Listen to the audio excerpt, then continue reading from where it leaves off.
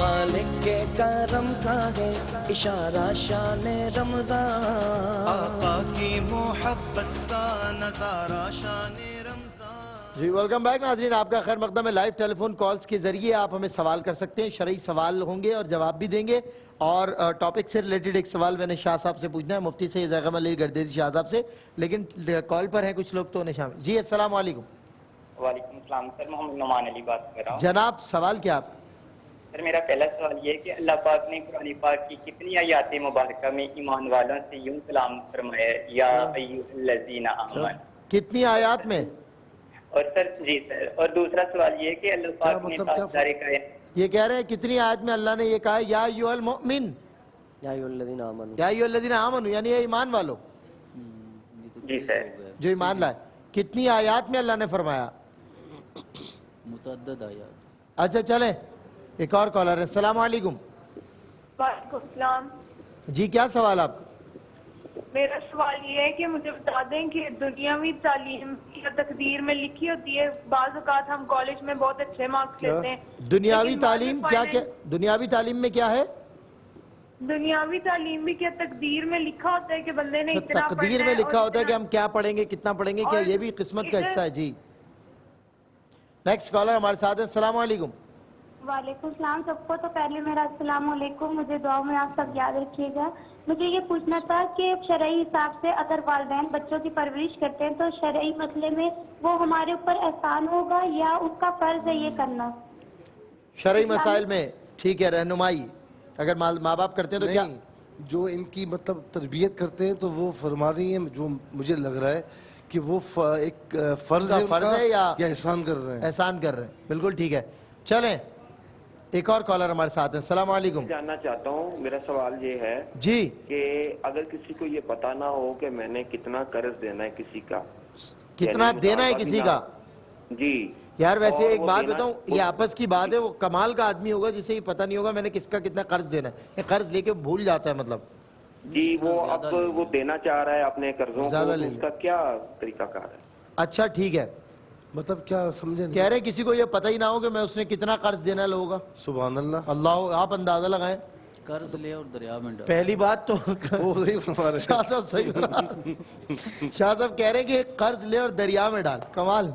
और दूसरी बात यह है कि पहले तो देखें, मैं तहदीस रहमत के लिए अर्ज कर रहा हूँ, वालिद साहब फरमाते हैं हमारे कि बेटा हमेशा जिंदगी में कर्ज से बचना, कर्ज एक इंतहाई मोहलिक मर्ज है, इससे बचना, क्योंकि एक दफा धसा लेता है लेकिन दलदल। हैरत की बात है कि इनको पता नहीं है कि कितना लिया है। नापसंदीदा तरीन चीजों में से आदतन इतनी कसरत के साथ लिया होगा कि अब तो इतना शुमार ही नहीं है। नापसंदीदा तरीन चीज़ों में से मेरी ज़ाती तौर पे इंतहाई नापसंदीदा चीज़ों में से एक कर्ज है। अल्लाह ताला ऐसा कभी वक्त ना लाए, और बहालत मजबूरी कोई ले लेता है, कोई बात ना पसंदीदा चीज ना फरमाए, लेकिन बहालत लेकिन ये कि खामखा ये लेना अच्छी बात नहीं है। खामखा सही है। लिया है तो वापस लौटाए। असल में वो एक साहब हैं, वो कहते हैं कि जब वो फलां के बारे में कि फलां जब कर्ज लेने आता है ना तो बड़ा गिड़गिड़ाता हुआ आता है, जैसे ही आपकी तरफ पीट करके चलता है ना तो हंसता हुआ जाता है, तो उससे ये पता होता है मुझे कर्ज वापस नहीं करना। तो वाला अल्लाह ताला महफूज फरमाए, अल्लाह ताला कर्ज देने वाला हाथ दे दे, लेने वाला ना हो। जी एक कॉलर और है हमारे साथ। अस्सलाम वालेकुम। जी अस्सलाम वालेकुम। हेलो अस्सलाम वालेकुम। वालेकुम अस्सलाम। क्या सवाल? सलमान गुल साहब बात कर रहे हैं? बोल रहा हूँ जी मेरा ये सवाल है। आप कहाँ से बात कर रहे हैं? मैं अब्दुल्लाह से सर। जी दोहा। अब्दुल्लाह से। दोहा, अच्छा मैं समझा वो हमारे जो भाई थे अपना कोपेनहेगन डेनमार्क से। चले जी फरमाएं, क्या फरमा रहे? जी अगर मैं सवाल है कि अगर किसी के मुंह में इस तरह कोई छाला हो जी जी या कोई दाना हो, सही, तो अगर वो वुजू करे तो सही। अगर कुली करे तो उसका वो होता है तकलीफ वो होती। छाले में वो फर्क पड़ता है, बड़ा हो जाता है। ठीक है, तो इसमें अगर वुजू अब क्या किस तरह किया जाए? कुल्ली की रियायत मिल सकती है या नहीं, बताते हैं आपको इंशाल्लाह, भी बताते हैं। मैं लामा सैयद ज़ैगम अली गर्दी शाह साहब आपसे सवाल पूछना चाहता हूँ, कुरान के नुज़ूल का मकसद और कुरान का मौजू क्या है? बिस्मिल्लाहिर्रहमानिर्रहीम, अल्लाहुम्मा सल्ली अला मुहम्मदिन व अला आलि मुहम्मदिन व बारिक वसल्लम। बहुत शुक्रिया सलमान भाई। कुरान करीम का मौजू बुनियादी तौर पर इंसान की हिदायत है और इंसान की रहनुमाई के लिए अल्लाह रब्बुल आलमीन ने इसको नाजिल फरमाया। पूरा कुरान अज़ अव्वल ता आखिर अगर पढ़ें, बल्कि कुरान करीम का आगाज़ ही हम देखें, सूरह बकरा का आगाज़ होता है तो इसमें फरमाया कि हुदल लिल मुत्तक़ीन, कि इसमें डरने वालों के लिए अल्लाह रब्बुल आलमीन ने हिदायत रखी है।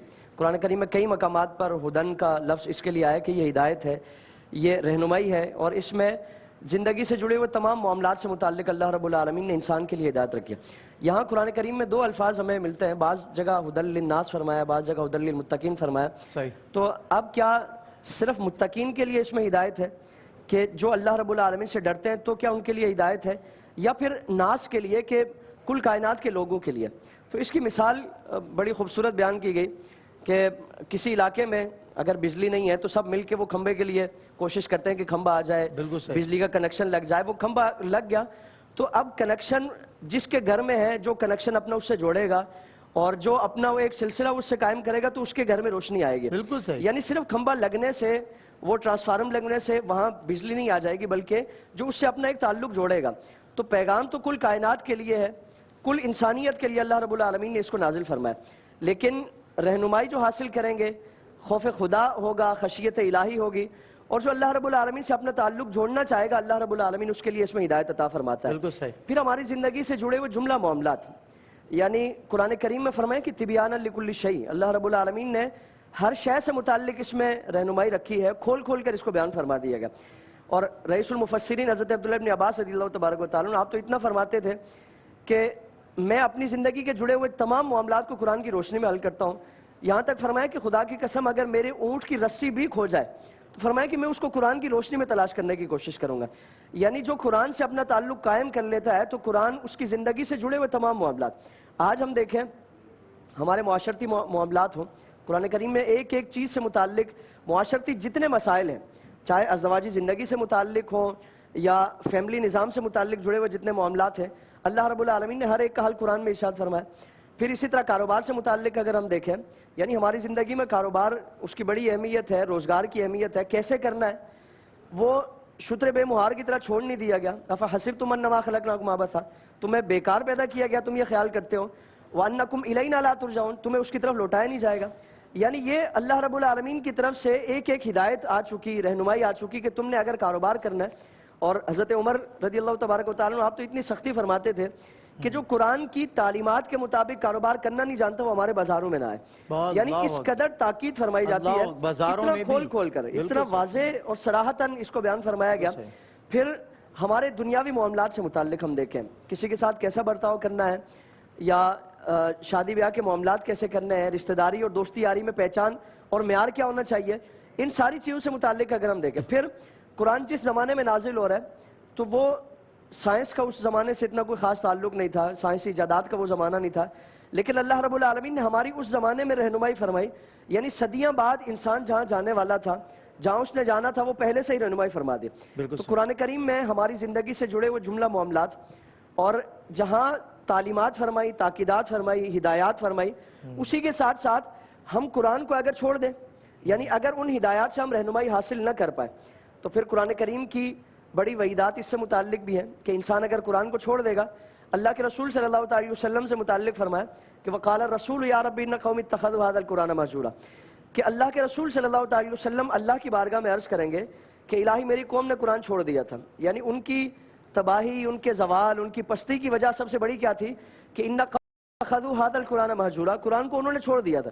تو آج اگر ہم اپنے عمل پہ غور کریں، قرآن کے نزول کا مہینہ ہے اور اس ماہ مقدس کا سب سے بڑا مقصد ہی یہی ہے، میسیج یہی ہے کہ قرآن سے اپنے آپ کو جوڑا جائے، اور بالخصوص آج کا دن، آج کی جو گزشتہ رات ہے، ہم قرآن سے اپنے آپ کو جوڑیں، پوری زندگی قرآن کے مطابق بسر کرنے کی کوشش کریں، اپنی زندگی میں قرآن کو شامل کریں گے، اللہ رب العالمین بہاریں عطا فرما دیں گے۔ بالکل ٹھیک ہے، بالکل ٹھیک ہے۔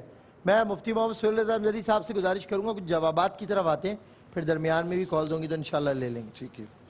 اچھا، ایک سوال یہ ہوا، اچھا میں اس میں ایک بات عرض کر دوں تھوڑا سا کنکلوڈ کرتے ہوئے، دیکھیں قرآن میں کوئی شک کی گنجائش یا غلطی کی گنجائش کیوں نہیں ہے؟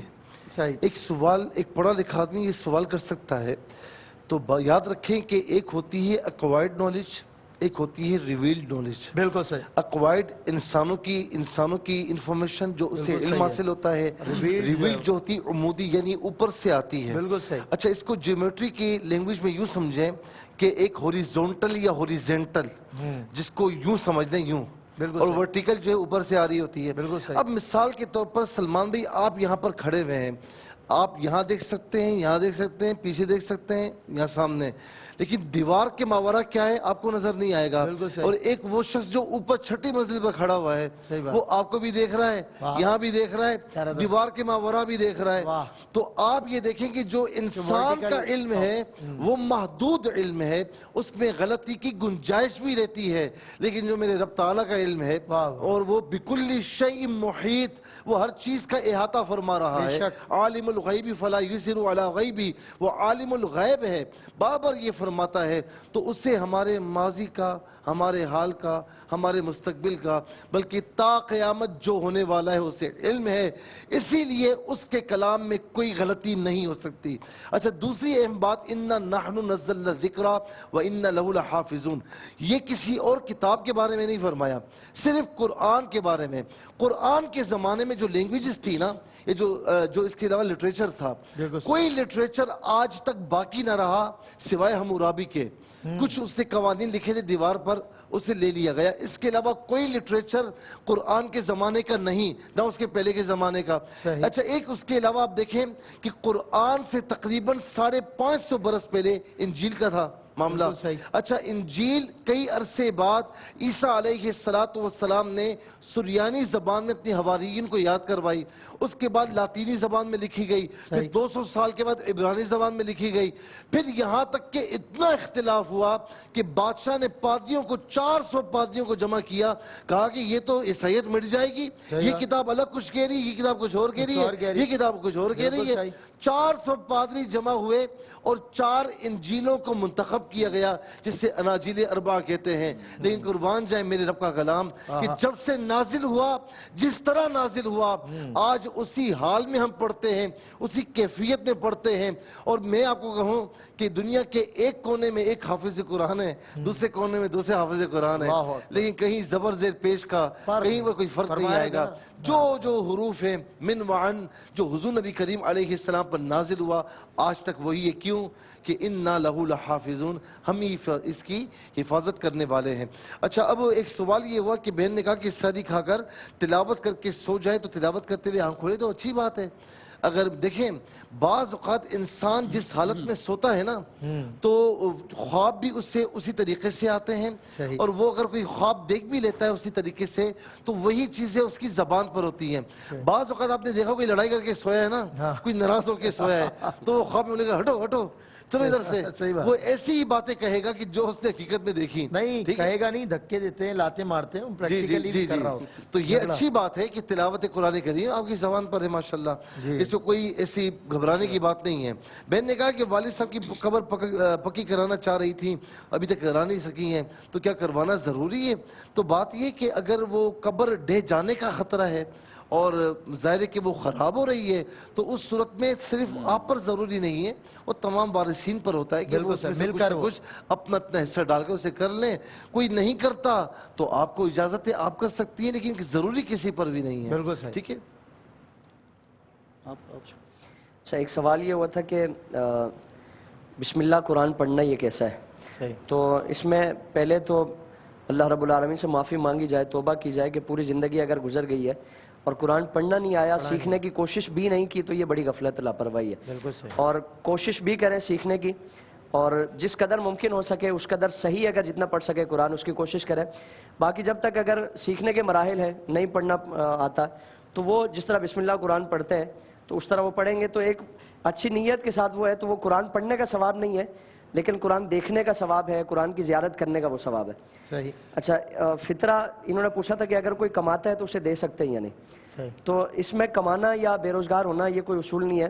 اگر وہ شریف فقیر ہے تو اس کو دیا جا سکتا ہے. مصارف زکوٰۃ جو قرآن نے بیان فرمائے، صدقات واجبہ، تمام مصارف زکوٰۃ ان کو وہ دے سکتے ہیں. اور اگر ان کے پاس سیونگ میں کوئی ایسا پیسہ نہیں ہے یا کوئی ایسی اضافی چیز نہیں ہے جو نصاب کے برابر جس کی مالیت پہنچتی ہے، اور اگر وہ واقعتاً ایسے ہے تو پھر ان کو زکوٰۃ اور فطرہ وغیرہ دیا جا سکتا ہے. جب تک ٹی وی کی آواز ختم نہیں ہوگی تو میں روزہ نہیں کھولوں گا جب تک ٹی وی کی اذان نہیں آئے گی.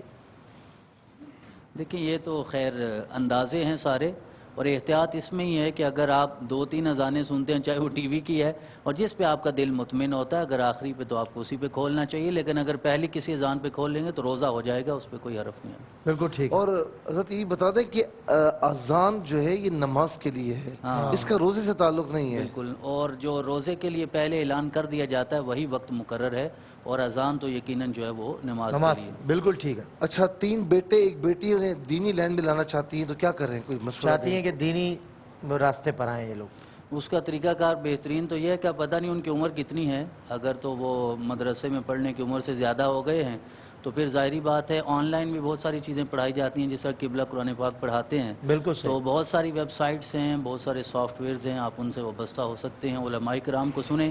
جس طرح کہ میں اگر سچی بات کروں تو آج 4-5واں دن ہے، مجھے بہت کچھ سیکھنے کو ملا ہے، تو بہت ساری چیزیں ہیں، تو لوگ اہل ذکر سے وابستہ ہونا چاہیے۔ قرآن پاک نے اہل علم نہیں کہا، اہل ذکر کہا ہے، تو ان سے وابستہ ہونا چاہیے، تو یقیناً قبلہ میں یہ تحدیث نعمت کے لیے بات کہہ رہا ہوں کہ ہمیں میرے مفتی صاحب کے محسوسات میں ایسا کہیں نہیں ہے کہ پنجاب سے کوئی مہمان شخصیت آ کے بیٹھی ہیں، ایسا لگ رہا ہے کہ آپ ہمارے گھر کے آدمی ہیں، اور ایسا ہی بالکل آپ میں وہ فیلنگ آ رہی ہے، آپ میں وہ اٹریکشن موجود ہے کہ آپ کے ساتھ بیٹھ کر ہمیں محسوس نہیں ہوا کہ کوئی وہی احساس ہے جو میرے جانے میں تاخیر کا سبب بن رہا ہے۔ الحمدللہ الحمدللہ۔ اور نہیں ہم چاہتے تھے، دل سے چاہتے تھے۔ 4-5 دن تو ایسے جلدی سے نکل گئے، اور مجھے واللہ ایسا محسوس ہو رہا ہے کہ میرا بہت پرانا ریلیشن ان کے ساتھ۔ خدا مصطفیٰ مجھے بھی، اور یہ میں دیکھ لیں لائیو یہ اس بات کا اعلان کر رہا ہوں، ان کی شخصیت میں وہ بات ہے، وہ رمق ہے، وہ لطافت ہے کہ محسوس ہی نہیں ہو رہا کسی نئے سے ملے یا یہ پنجاب سے آئے، ایسا لگ رہا ہے ہمارے بس ساتھ ہی ہوتے ہیں ہمیشہ سے، پرانا ناتا ہے۔ جی اچھا ایک سوال یہ ہوا کہ دوسری عید کا روزہ اگر کوئی شوال کے روزے رکھنا چاہے تو یہ روزہ ضروری ہے؟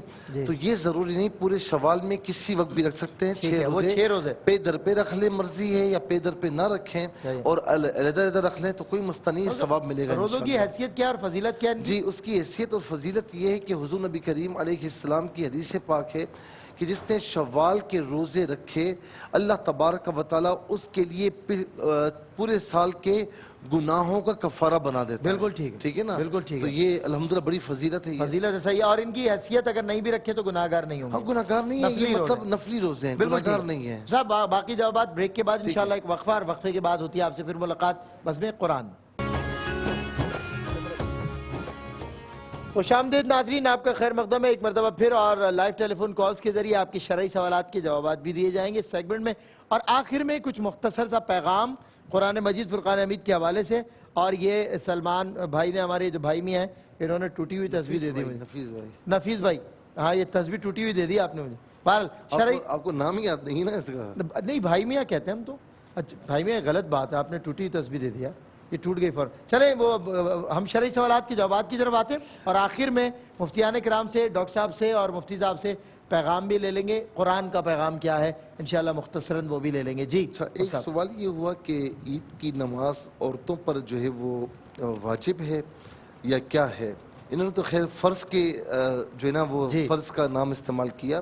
دیکھیں عید کی نماز مردوں پر بھی فرض نہیں ہوتی، واجب ہوتی ہے۔ ٹھیک ہے۔ اچھا عید کی نماز ہو گئی، جمعے کی نماز ہو گئی، یہ نمازیں عورتوں پر واجب نہیں ہوتی، وہ اپنے گھروں میں ہی رہیں تو یہ ان کے لیے بہتر ہوتا ہے۔ اور اس کے علاوہ اگر کہیں کسی مسجد میں بڑا اہتمام ہے، ایگزٹ انٹرنس بالکل علیحدہ علیحدہ ہے، تو وہاں پر اگر عورتوں کے لیے پردے کا اہتمام بھی ہے، سارا اہتمام ہے، تو وہاں جا کر پڑھ سکتی ہیں، لیکن ان پر واجب وغیرہ نہیں ہے۔ جی بیٹا۔ اچھا یہ پوچھا گیا تھا کہ دوران روزہ رمضان میں اگر خواتین کے ایام مخصوصہ کا آغاز ہو جاتا ہے تو وہ احکام کیا ہوں گے؟ تو ظاہر ہے روزوں کی قضا کریں گی، وہ ان ایام میں روزے کو چھوڑ دیں گی، اور سال جب بھی پاکی ہو رمضان میں یا رمضان کی جتنی روزے چھوڑے ہوں گے تو وہ رمضان کے علاوہ ان کی قضا کریں گے۔ اور دوران روزہ وہ یعنی کھلم کھلا کھانا ان کے لیے اور بالکل سب کے سامنے اس طرح کی کیفیات کرنا ان کے لیے جائز نہیں ہے۔ اگر انتہائی ضرورت ہو تو کہیں چھپ کر، تاکہ وہ روزے کا ایک جو تقدس ہے اس کی بحالی رہے اور اس طرح کا وہ معاملہ نہ ہو۔ پھر ایک سوال یہ کیا تھا کہ دنیاوی تعلیم وہ تقدیر میں لکھی ہوتی ہے یا نہیں؟ تو دیکھیں تقدیر کا مسئلہ یہ ہے کہ اللہ رب العالمین نے اپنے علم ازلی کے ذریعے جان کر اور جو کچھ ہونے والا تھا اس کو اپنے علم کے ذریعے جان کر لکھا ہے۔ ہم پہ کوئی مسلط نہیں فرمایا گیا، ہم پہ کوئی کسی چیز کو تھوپا نہیں گیا، اور پھر دنیا میں آنے کے بعد فرمایا نا کہ فَأَلْهَمَهَا فُجُورَهَا وَتَقْوَاهَا، فجور اور تقوی سے متعلق، گناہ اور نیکی سے متعلق اللہ رب العالمین نے ہمارے لیے وہ دل میں القاء فرما دیا، وہ ساری چیزیں ہمیں شعور عطا فرما دیا. تو یہ تھوپا نہیں گیا کہ تم نے اس فیلڈ میں جانا ہے، تم نے اس فیلڈ میں جانا ہے، تم نے یہ علم حاصل کرنا ہے. یہ اللہ رب العالمین نے ہم جو کرنے والے تھے اس کو لکھا ہے، اور جو اللہ نے لکھا ہے یقیناً اس میں غلطی نہیں ہو سکتی. اللہ کا علم، اس میں کوئی کسی بھی قسم کی کوئی اس طرح کا معاملہ نہیں ہو سکتا کوئی حقیقت کے خلاف ہو یا وہ صحیح نہ ہو. تو اللہ رب العالمین نے ہم جو کرنے والے تھے اس کو لکھا اور وہی ہم آ کے کر رہے ہیں. صحیح. اچھا ایک سوال ڈاکٹر صاحب یہ ہوا کہ بہن نے سوال کیا کہ بیٹے نے روزے نہیں رکھے، ڈرنک وغیرہ بھی، اس پر ذرا آپ کچھ فرمائیں.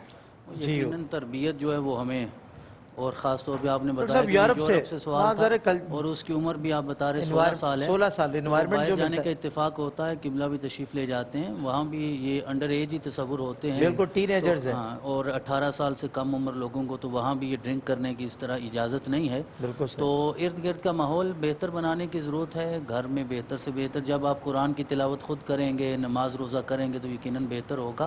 باقی صحبت سے ہی چیزیں بہتر ہوتی ہیں.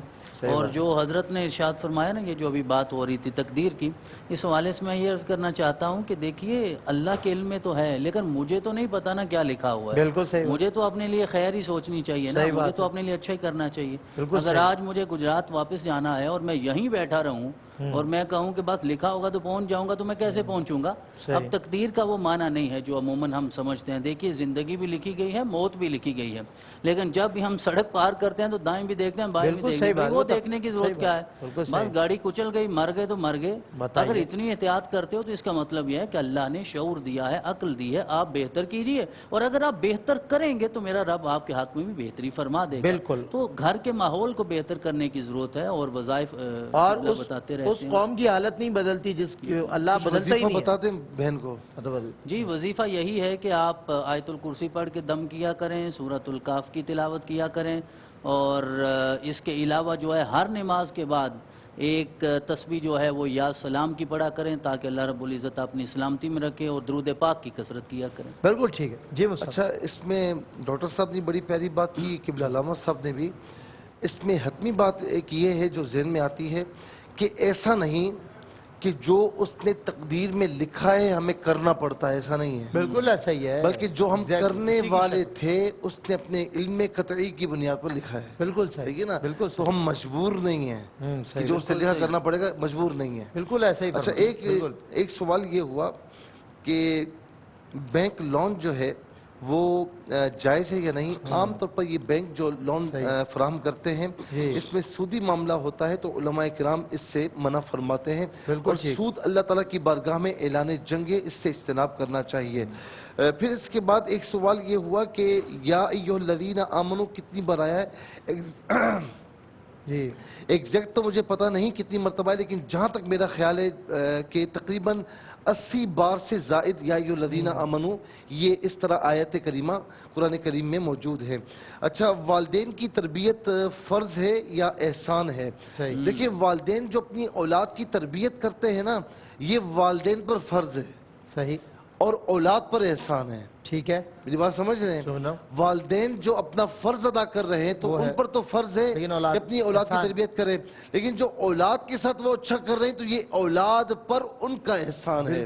اسی لیے یہ فرمایا کہ بڑے ہو کر رب ارحمہما کما ربیانی صغیرا، یہ دعا کیا کرو کہ میرے رب والدین احسان، بار بار یہ بولا گیا. اچھا پھر خاص طور پر کہ اللہ رب العالمین نے اپنی عبادت کے ساتھ وبالوالدین احسانہ یہ بار بار فرمایا کہ مخلوق میں سب سے زیادہ تم پر اگر کسی کا حق ہے تو تمہارے والدین کا ہے. اور اس میں پھر یہ فلا تقل لہما اف یہ بھی فرمایا.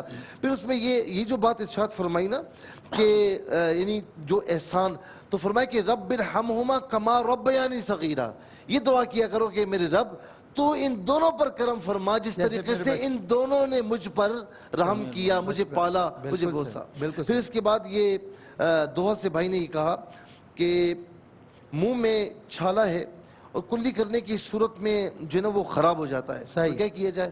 دیکھیں اگر کوئی صورت نہیں ہے کلی کرنے کی اور تو اس صورت میں اور چھالا آپ کا خراب ہو رہا ہے تو کلی کرنا سنت ہے, ٹھیک ہے نا. تو جب تک چھالا صحیح نہیں ہوتا تو کلی وغیرہ آپ چھوڑ سکتے ہیں, یا یوں بھی ہو سکتا ہے کہ آج کل ایسی میڈیسنس آتی ہیں کہ اگر چھالا وغیرہ بھی ہے تو اس کو کور کرنے کے لیے پہلے ماؤتھ واش کے لیے آتا ہے, تو وہ کر لیا کریں, اس کے بعد کلی کر لیں. تو برابر کر لیں تو بہتر ہے, اس سے آپ کا اندر کا جو منہ کا حصہ ہے وہ بھی صاف ہو جائے گا. اچھا, جو اینٹی بیکٹیریل ہوتی ہیں لیکوڈ, ان کی ماؤتھ واش ریفریشنس بھی ہوتی ہے اس سے, اور وہ بھی ہوتا ہے, یہ ٹھیک رہے گا کلی کی جگہ کرنے کے بعد؟ چونکہ ایک اسمیل سی ہوتی ہے نا, وہ چلی آئی. ہاں, تو بہتر یہ ہوتا ہے کہ کلی وغیرہ کر لے. نہیں کر سکتا, چھالا خراب ہوتا ہے تو پھر یہ کر لے, کوئی مسئلہ نہیں ہے. بالکل ٹھیک. اچھا, ایک سوال یہ ہے کہ قرض یاد نہیں ہے حضرت. ہاں, قرض دینے والے کا پتہ ہی نہیں ہے کہ کس کس سے کتنا لیا. میں حیران ہو گیا ہوں سوال سن. پہلے تو ظاہر ہے اس نے انتہائی ناپسندیدہ عمل کیا. حضور نے فرمایا نا کہ تم قرض اور سوال کرنے سے بچو, تم سوال کرو گے تو کرتے ہی جاؤ گے, پھر یہ اس کی انتہا نہیں ہوگی. ایک بار ہاتھ پھیل گیا تو پھیلتا ہی رہے گا. تو پہلی چیز تو یہ کہ جن افراد سے لیا ہے ان کا تو پتہ ہوگا نا کہ ان سے لیا ہوا ہے, کتنا لیا ہے یہ ان سے جا کے پوچھ لیں, اور وہ جتنا بتائیں تو ان کی بات پہ یقین کر لیں. آگے بھی لوگ سچے ہونا. جی کیا دینے والے کو تو یاد ہوگا نا, میں نے دیا جی, ان کو پتہ ہوگا نا تو ان سے جا کے پوچھ لیں. اچھا, اگر دینے والا 10 لاکھ روپے بیان کر دے, اگر دینے والا بھول جائے نا, یہ بات تو چلے سمجھ میں آتی ہے کہ چلے. دیکھیں, اسی لیے جو آیت مداینت ہے قرآن پاک کی سب سے بڑی آیت ہے, اس میں واضح کیا ہے کہ لکھا کریں, لین دین میں ہر چیز واضح ہونی چاہیے. بالکل صحیح, I do agree with you. جی, تو اگر وہ بتا دیں, اور ان کو بھی چاہیے کہ دیانتداری کے ساتھ بتائیں, کیونکہ اگر ناجائز بتائیں گے تو وہ غصب کے زمرے میں آئے گا, اور اللہ رب العالمین کی بارگاہ میں سخت مواخذہ ہے. پھر بھی اگر یعنی کوشش کریں کہ اپنے طور پر اس طرح کی کیفیات کریں, اور اگر پھر بھی کوئی یاد نہیں آتا تو حسب توفیق جس قدر ممکن ہو صدقات و خیرات کیا کریں, اور نیت یہ کریں کہ جن سے لیا ہے ان صدقات کا ثواب ان کو پہنچے. بالکل ٹھیک. اور اللہ رب العالمین سے معافی بھی مانگے, توبہ بھی کریں. بالکل ٹھیک ہے. میں مفتی محمد سہیل رضا امجدی صاحب, ڈاکٹر سید حامد فاروق بخاری شاہ صاحب, جناب مفتی سید اعظم علی گردیش شاہ صاحب, شکریہ ادا کرتا ہوں, اور بارے دیگر جناب شاہ صاحب کا کہ شاہ صاحب اب جو ہے تشریف لے جائیں گے گجرات. مگر شاہ صاحب, یہ میرا پہلا ایکسپیرینس ہے ایسا کہ کسی شخصیت کے ساتھ وقت گزرے تو ایسا محسوس ہو جیسے نہ جانے ہمارا ان سے کب سے تعلق ہے, اور ہم انہیں کب سے جانتے ہیں. ایک تمکنت ہوتی ہے کچھ لوگوں میں, کچھ کے تبسم میں ایسی بات ہوتی ہے, پھول کی طرح کھلتے ہوئے لوگ ہوتے ہیں. ہماری خواہش ہے کہ یہ ہر سال کچھ نہ کچھ ایام نکال کر یہاں پر تشریف لائیں, تو ہمیں بڑی خوشی ہوگی. مفتی صاحب نے یہ جملے مجھے آج 7 سال ہو. با کرامت رکھے جی, آپ کی عزتوں میں اضافہ فرمائے, آپ کے وقار میں اضافہ فرمائے. ARYQ TV جو پیغام دے رہا ہے, میرا رب اس میں برکتیں پیدا. مجھے 7 سال ہو گئے شاہ صاحب, میں نے مفتی صاحب کا یہ والا انداز محبت کسی کے لیے دیکھا نہیں ہے جس طرح انہوں نے آپ سے محبت فرمائی ہے. باخدا مفتی صاحب کے وقار کو اللہ بلند فرمائے. قرآن کا ختم ہوا, شاہ صاحب سید ہیں, اللہ تعالیٰ سلامت رکھے. شاہ صاحب تشریف فرما ہے. پروردگار عالم, یہ جو سفر خیر کا ہم نے ساتھ کیا ہے, اللہ تعالیٰ بروز حشر بھی ہماری منزلوں کو اس کے صدقے آسان فرمائے, اور ہم ساتھ جانب خلد بڑھ رہے ہوں اور کہہ رہے ہوں کہ میرے لیے میرے آقا نے بات کی ہوئی ہے. بریک کے بعد انشاءاللہ مدحت رسول.